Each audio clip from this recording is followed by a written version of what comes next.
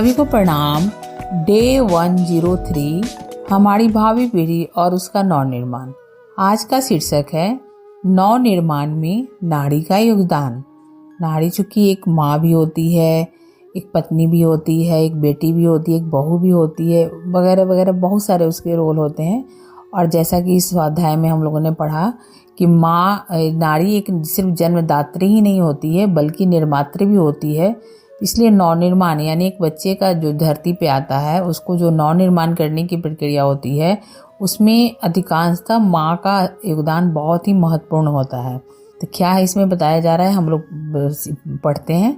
विगत स्वतंत्रता संग्राम को अभी अधिक दिन नहीं हुए, हमने अपनी आंखों से देखा कि भारतीय नारियों ने परिवार का मोह त्याग कर जेल की यातनाएं सही, पुलिस के निर्मम अत्याचारों को मुंह खोकर सहा और आवश्यकता पड़ने पर भारत माता हेतु अपना सर्वस्व निछावर कर दिया।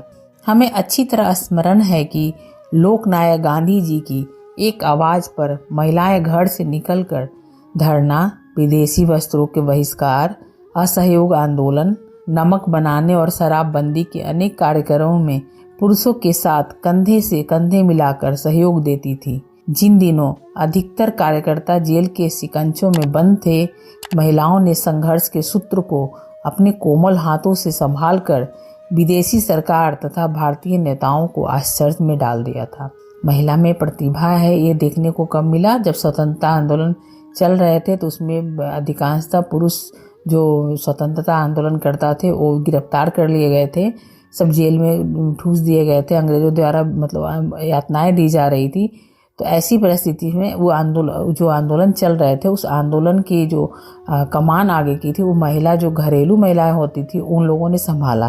तो यहाँ ये पता चलता है कि महिला कोमल है तो वो आवश्यकता पड़ने पर एक प्रचंड रूप भी धारण कर सकती है। और हम लोग जानते भी है कि आंदोलन, जो राष्ट्रीय आंदोलन है उसमें महिलाओं की भूमिका कितनी महत्वपूर्ण रही।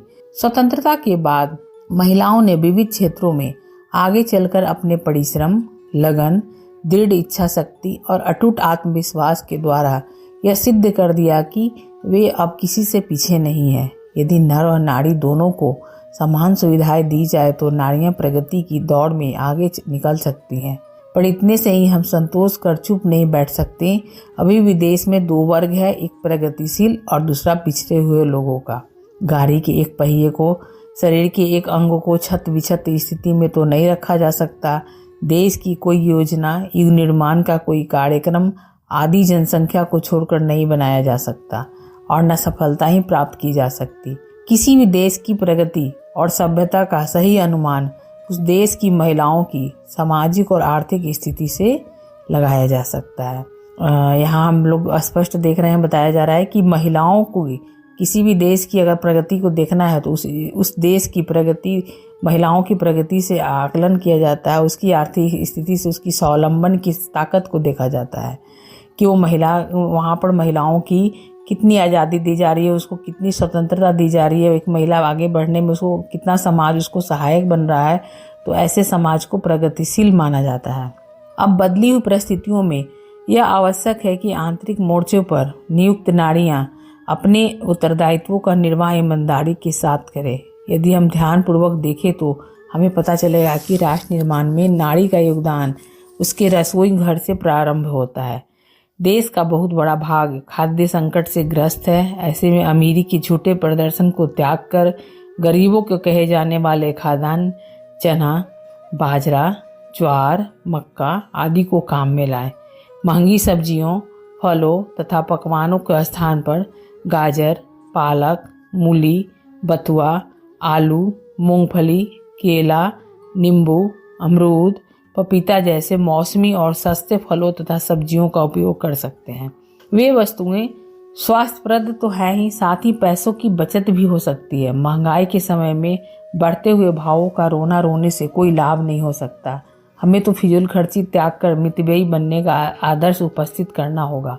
पुरुष धन कमाता है पर उसको व्यय करने का उत्तरदायित्व तो गृह लक्ष्मी पर है।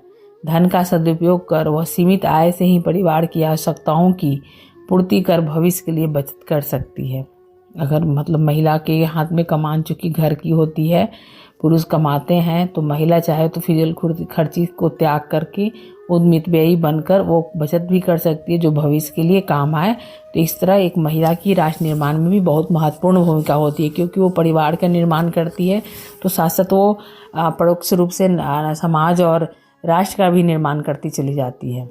गाँव की स्त्रियाँ किसी कृषि कार्यों में अपने पति को पूरा सहयोग देती हैं। शहर की स्त्रियों को चाहिए कि अपने घरों के अंदर की थोड़ी जगह का सब्जी उत्पादन में उपयोग करें।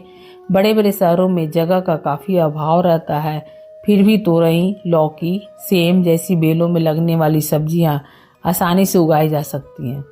लकड़ी की पेटियां तथा गमलों में पौधे उगाने की व्यवस्था करनी चाहिए। छोटे कस्बों में तो मकानों के आंगन इतने बड़े होते हैं कि उनमें इतनी सब्जी उगाई जा सकती है कि बाजार से लेने की आवश्यकता ही न पड़े। घर के काम काज से बचने वाले गंदा पानी पौधों को हरा भरा रख सकता है। कपड़े धोने, बर्तन मांजने के बाद का बचा पानी क्यारियों में डाल दिया करें, अथवा एक ऐसी कच्ची नालियां क्यारियों तक बना दी जाए तो अलग से पानी देने की आवश्यकता नहीं पड़ेगी।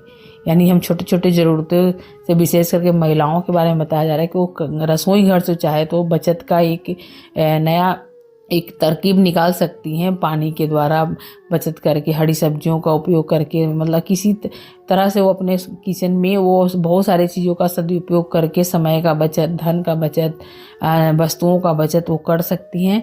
और इससे न सिर्फ बचत उनके परिवार के लिए होगी, बल्कि वो भविष्य के लिए भी उनके लिए बहुत ही उचित होगा। तो ये रसोई घर से कैसे वो कर सकती हैं बचत, यहाँ ये बताया जा रहा है। धार्मिक, शारीरिक और राष्ट्रीय तीनों ही दृष्टियों से सप्ताह में एक दिन उपवास उपयोगी है। भूतपूर्व प्रधानमंत्री लाल बहादुर शास्त्री ने देश संकट के समय साप्ताहिक उपवास का महत्व सबके सामने रखा। बच्चे राष्ट्र के भावी निर्माता होते हैं। उनमें राष्ट्रीयता की भावना का विकास, अनुशासन, देश के प्रति समर्पण की भावना, संस्कारवान माता के लालन पालन से ही आती है। देश का भविष्य माताओं की गोद में बनता बिगड़ता है, क्योंकि नई पीढ़ी उनसे जन्म लेकर उनकी गोद में बढ़ती और पनपती है। यदि बालकों को साहसी, चरित्रवान, ईमानदार, परिश्रमी तथा ईश्वर से डरने वाला बनाया जा सके तो समाज में व्याप्त अनीति और भ्रष्टाचार को समूल नष्ट किया जा सकता है। इसीलिए नेपोलियन अच्छी संतानों के लिए अच्छी माताओं के महत्व पर जोर देता था। उसका कहना था कि बच्चों के भविष्य का निर्माण माताओं पर निर्भर करता है।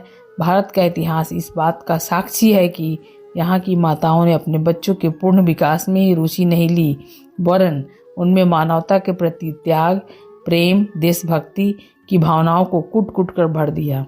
अतः नारी का यहाँ प्रमुख दायित्व है कि वो अपने बच्चे का पालन पोषण स्वस्थ ढंग से करे और उनमें ऐसे गुणों को विकसित करे कि वे स्वस्थ, सशक्त और सचेतन नागरिक बन सके। आज जबकि मध्यम और निम्न श्रेणी के परिवार आर्थिक जटिलताओं से गुजर रहे हैं, तब सीमित परिवार की बात को तो भुलाया नहीं जा सकता, वरन 5 अस्वस्थ, अविकसित, अशिक्षित बच्चों की अपेक्षा 1 या 2 स्वस्थ, प्रतिभा संपन्न और सुसंस्कारित बच्चे अच्छे हैं। हमारे परिवार में बच्चों की संख्या उतनी ही होनी चाहिए जितने पालन पोषण, शिक्षा, दीक्षा तथा शारीरिक और मानसिक विकास के साधन जुटाए जा सके। जनसंख्या के द्रुत गति से होने वाली वृद्धि से राजनीतिज्ञ, वैज्ञानिक, अर्थशास्त्री और समाज सेवी सभी चिंतित हैं। कितनी ही बार तो एक के बाद दूसरे बच्चों के जन्म से माता का स्वास्थ्य खराब हो जाता है, उनका शरीर दुर्बल हो जाता है, वे बच्चे का लालन पालन तथा पारिवारिक कार्यों को संपन्न करने में अपने को अक्षम अनुभव करने लगती है। ऐसी स्थिति में सीमित परिवार की बात प्रत्येक नारी के सम्मुख विचारणीय है। कहा जाता है बच्चे कम ही हो, अच्छे हो, संस्कारी हो। बच्चे अधिक रखने से क्या फ़ायदा, क्योंकि बच्चे अधिक रखेंगे तो ना हम अपना खुद का जीवन को अच्छे सुकून के साथ जी सकेंगे, ना बच्चों को सुकून भरी जीवन जी सकेंगे, ना उन्हें हम संस्कारी बना पाएंगे, क्योंकि हमारा ध्यान कई बच्चों में बढ़ जाएगा। तो इसलिए हम चूँकि राष्ट्र के नवनिर्माण की हमारी भी उसमें उत्तरदायित्व है, तो हम अपने बच्चे के नवनिर्माण से शुरू करें तो कम बच्चे रखें, संख्या बच्चों का कम रखें, जनसंख्या विस्फोट में ना करें। जैसा कि जनसंख्या के देखा जाए तो जनसंख्या अधिक है, हमारे यहाँ संसाधन कम है, जिसका दबाव संसाधनों पर पड़ रहा है और हम सब इससे वाकिफ भी हैं। शिक्षित महिलाएं परिवार निर्माण और समाज निर्माण के विविध कार्यक्रमों में प्रत्यक्ष रूप से अपना योगदान दे सकती हैं। उन्हें अपनी शक्ति, प्रभाव तथा समय का उपयोग अशिक्षित को साक्षर बनाने, अज्ञानियों के ज्ञान की किरणें प्रदान करने, बेरोजगारों को स्वावलंबन का पाठ पढ़ाने तथा सामाजिक कुरीतियों को नष्ट करने में करना चाहिए। शिक्षित नारियों को तो दोहरी भूमिका अधिक अदा करनी ही होगी। जो वृद्धाएं यह कहती हैं कि हमारी जिंदगी कट गई, या बूढ़े तोते क्या राम राम पढ़ेंगे, उनके बीच जाकर शिक्षा का महत्व बताना होगा।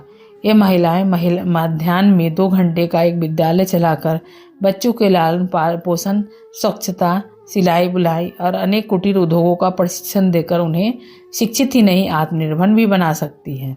कहने का मतलब कि सीखने की उम्र जो है, शिक्षा प्राप्त करने की उम्र, कोई उम्र बाधित, इसमें उम्र बाधित नहीं होती है। कोई भी उम्र में यदि जिज्ञासा हमारे अंदर हो तो उसको प्राप्त किया जा सकता है। इसमें पढ़ी लिखी महिलाएं चाहे तो बहुत बड़ी योगदान दे सकती हैं। नशाबंदी और मांसाहार के क्षेत्र में भी महिलाएं महत्वपूर्ण कार्य कर सकती हैं। जहां मनुष्यों के सारे बौद्धिक प्रयास निष्फल हो जाते हैं, वहां नारियां अपनी सहानुभूति, ममता और सहृदयता के द्वारा अपना कार्य पूर्ण कर लेती है।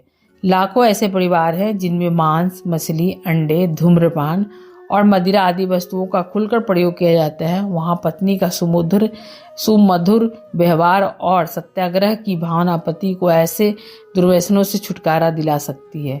एक विचारक ने कहा भी है कि मद्य निषेध का कार्य बौद्धिक सुधार का नहीं, वरन संवेदना और सहानुभूति का कार्य है। यानी कि महिला चाहे तो अपने संस्कारों के द्वारा, अच्छे व्यवहार के द्वारा, पतिव्रत भावना के द्वारा पति को अपने दुर्व्यसनों से छुड़ा सकती है। और ऐसे विचारकों का मानना भी है कि चाहे तो ये मद्य निषेध या नशा के छुटकारा, जो हम बोलते हैं नशा उन्मूलन के काम, तो एक विचारों से या प्रचारों से ये नहीं खत्म हो सकते, जितना कि संवेदना और सहानुभूति के से इस नशा का उन्मूलन किया जा सकता है। आज छात्रों में बढ़ने वाली अनुशासनहीनता, राष्ट्रीय संपत्ति की तोड़फोड़, बड़ों के प्रति उद्दंडता पूर्वक व्यवहार, पाश्चात्य सभ्यता के प्रति विशेष आकर्षण जैसी अनेक बातें हैं जो समझदार माताएं पारिवारिक स्तर पर आसानी से दूर कर सकती है। वे अपने पुत्रों को सुविधाएं, प्रेम और धन आदि सब कुछ प्रदान करती हैं, तो उनकी गतिविधियों पर दृष्टि रखकर विवेकशीलता के साथ मार्गदर्शन भी दे सकती हैं। तो जैसा कि हम लोगों ने पिछले स्वाध्याय में भी पढ़ा था कि बच्चे का जो विकास है 6 वर्ष की उम्र तक अधिकांशतः हो जाती है, और इस उम्र तक के बच्चे अधिकांशतः प्रायः अपने माँ के साथ ही, माँ के सानिध्य में ही रहते हैं। तो बच्चे के नव निर्माण में, राष्ट्र के नव निर्माण में, समाज के नव निर्माण में, परिवार के नव निर्माण में देखा जाए तो नारियों का योगदान बहुत ही आवश्यक एवं महत्वपूर्ण है। तो एक नारी को अपनी इस जिम्मेदारी को समझनी चाहिए कि बच्चे को सिर्फ बच्चे को जन्मदात्री नहीं बल्कि निर्मात्री बने। सभी को प्रणाम, धन्यवाद।